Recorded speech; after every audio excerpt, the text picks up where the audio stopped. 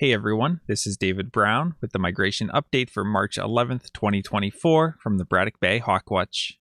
I got to the Hawk Watch at 9 a.m. and there was still some snow on the ground. It was pretty crazy last night with the strong winds and snow. It was really like a blizzard outside.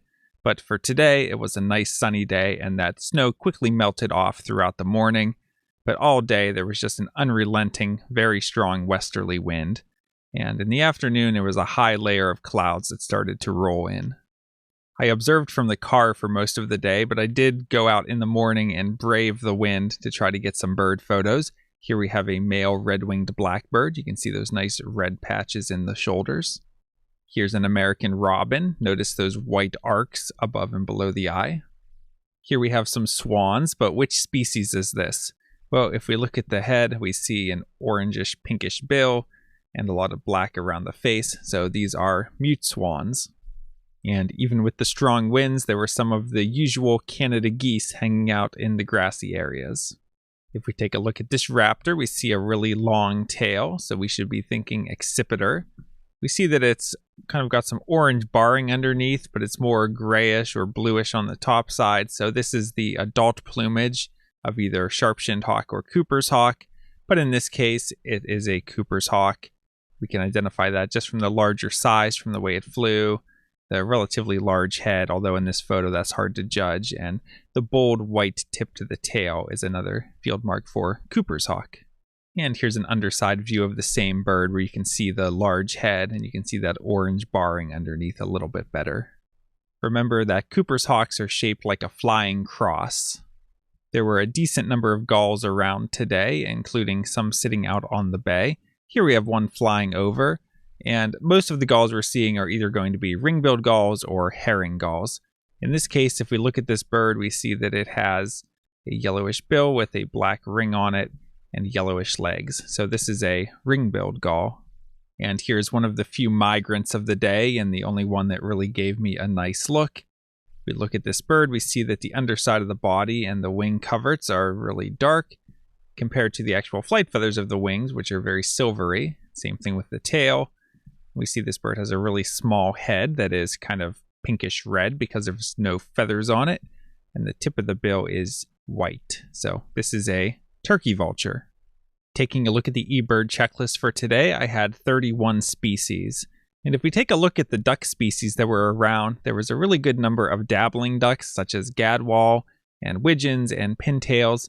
But the number of the diving ducks has really gone down the past few weeks. So whereas at the beginning of March we were seeing hundreds of redheads and hundreds of scaup and large flocks of canvasbacks, today there was only a very small number of those species around. Another highlight was a flock of 4 sandhill cranes that I saw out in the distance towards the end of the count. And I also had 2 common ravens today. Taking a look at the hawk count report for our migrant raptor totals, today we had 3 turkey vultures, 1 bald eagle, and 1 northern harrier for a total of 5 migrating raptors. That brings the March total to 273 and the season total to 431.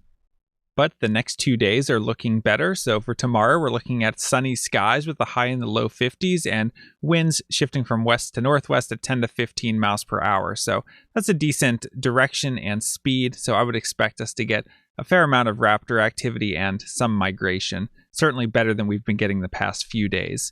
And then Wednesday's looking especially good. Sunny with some cloudy intervals, high up around 60. Winds starting out southwest, which is our best direction, and shifting around to northwest by the afternoon at 10 to 15 miles per hour. So that's a good speed and a good direction, especially in the morning. So I would expect that we should have a fairly large day on Wednesday, keeping in mind that we're still in mid-March. So it's towards the beginning of the season. We're not getting huge numbers yet. Turkey vulture numbers haven't really picked up. We'll expect them to really peak in about 2 weeks. But for now, Wednesday's looking like a really good day. It's the best day we've had in a while, and it'll probably be the best day for the foreseeable future. It looks like more rain coming for the end of the week. So if there's only one day you can make it out, Wednesday's looking like a good day to get out at the Hawk Watch. And for Thursday, we're looking at more clouds than sun with a slight chance of a rain shower, high in the upper 40s and light north-northwest wind. So a less favorable wind. Might still get a little bit of activity, but I would only expect light migration. All right, well, sort of a short update for today, and the past 2 days really have been these unrelenting strong winds, so it'll be nice to get a break from that tomorrow and actually be up on the platform and see some migrating hawks. So if you can make it out, the next 2 days are looking decent, again, especially Wednesday. Hope to see you soon out at the Braddock Bay Hawk Watch. From Lyco Birds, this is David Brown. Thanks for watching.